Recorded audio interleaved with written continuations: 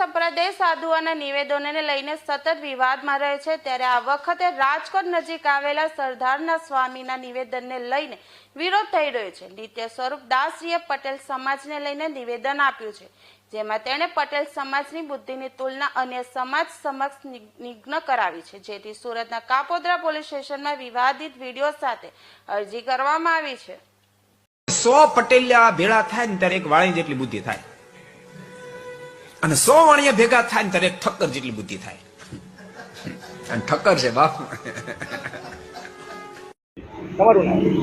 મારું નામ બાબુભાઈ નરસિંહભાઈ ગજેરા। બાબુભાઈ, ફરિયાદ કરી છે કાપોદ્રામાં શું થયું? નિત્ય સ્વરૂપ સ્વામીએ જે પટેલ સમાજ વિશે જે ટિપ્પણી કરી છે કે 100 પટેલિયા ભેગા થાય ત્યારે એક વાળી જેટલી બુદ્ધિ થાય, 100 વાણિયા ભેગા થાય ત્યારે એક ઠક્કર જેટલી બુદ્ધિ થાય, એના કારણે પટેલ સમાજને જે ટિપ્પણી કરી એના કારણે મને થોડું ખોટું દુઃખ લાગ્યું કે પટેલ સમાજ વિશે આવું બોલવું એ અણઘડતું કહેવાય।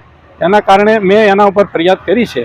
શું કાર્યવાહી થવી જોઈએ? એને કાર્યવાહી એવી થવી જોઈએ કે એને ખરેખર કાયદેસર એને જેલને હવાલે કરવો જોઈએ, અને કાં નકર એને ભગવા ઉતારી અને સંપ્રદાયમાંથી બહાર હાંકી કાઢવો, સંપ્રદાયને બદનામ કરી રહ્યા છે।